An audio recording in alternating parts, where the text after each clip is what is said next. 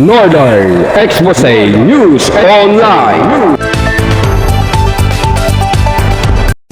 Isa sa pinakamahalagang proyekto na naipatupad ni Punong Barangay Mike De Vera Jr. ng Baliti Sur, San Carlos, Pangasinan ay ang patubig sa bawat parte ng kanyang nasasakupan.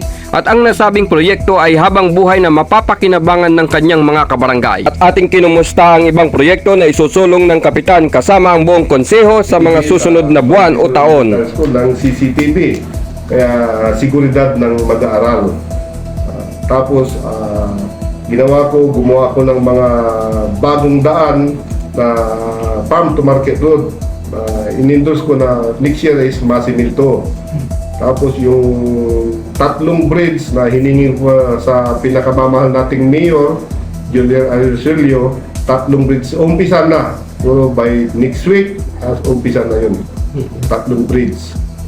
Kung next year, sino man yung makakatulong sa aking barangay na wala kaming service patrol, sinagamit ko po yung sarili kong sasakyan, ay ilalapit ko po sa mga medyo mataas na may kapangyarihan. Pero kung wala naman, sariling budget ng Barangay Baltisor, maglalabas ako ng brand new na service patrol ng Barangay Baltisor para sa mga nangangailangan gagamit niya. At pailaw ngayong Burmans, lalong pagagandahin. Okay, palapit ng Pasko, kumusta naman po yung plano yung sa Christmas lights? Mukhang maganda yung barangay ninyo. Paggabi, manliwanag.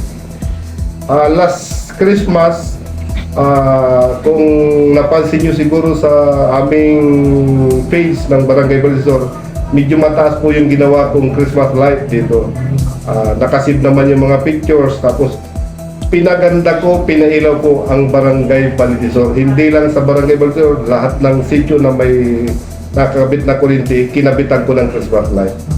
Kaya nung time na naupo ako, maliwanag yung Barangay Baltisor.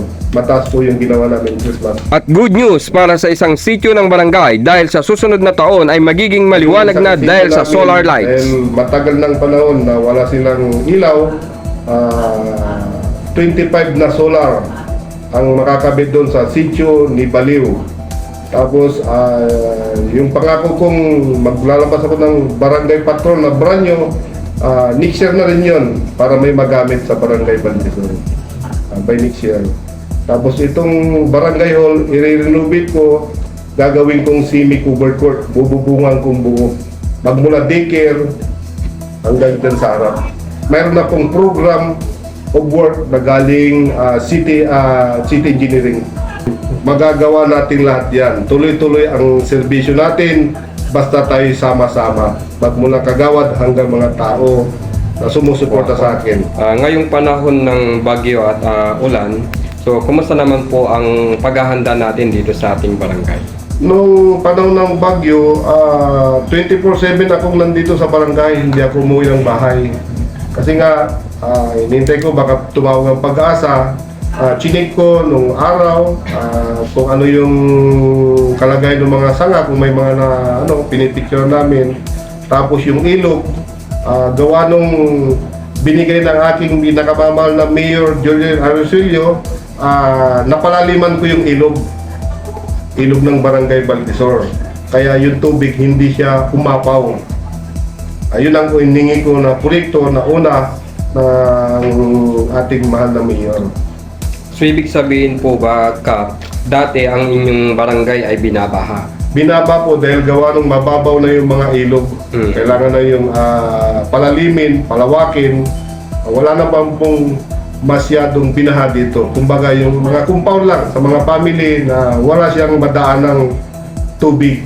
Pero ginawa naman namin ng solusyon, yung isang sitio, pero sa mga katabing bahay, ayaw naman nila na bigyan ng daluyan ng tubig papuntang ilog. Sabi ko sa kanila, by next year, pag magawa tong daan, lalagyan na lang ng drainage na papuntang bukid para hindi napupundo ng tubig. Yung isang sitio lang yun. Kumusta po ang barangay Balete Sur magmula po? Ang dami ng pagbabago, sir. Na, mula nang po si Kapitan. Marami na rin siya po ang nagawang project. Ang mga project na hindi pa natuloy noon, ngayon nauumpisa na. Magiging maayos na yung mga serbisyo ng aming kapitan. Sa mga kabarangay ko ng Barangay Baldisor, magtiwala lang kayo at laging sumuporta sa punong barangay nyo. Ayon kay Cap de Vera, nagagawin niya ang lahat ng kanyang makakaya katuwang ang kanyang konseho para makapagbigay ng maayos at magandang serbisyo habang siya pa ang nakaupong ama ng Barangay Balete Sur. Kasama si Expose Bernard Bautista, ako ang inyong Mr. X, RJ Komen, nagbabalita para sa Northern Expose News Online.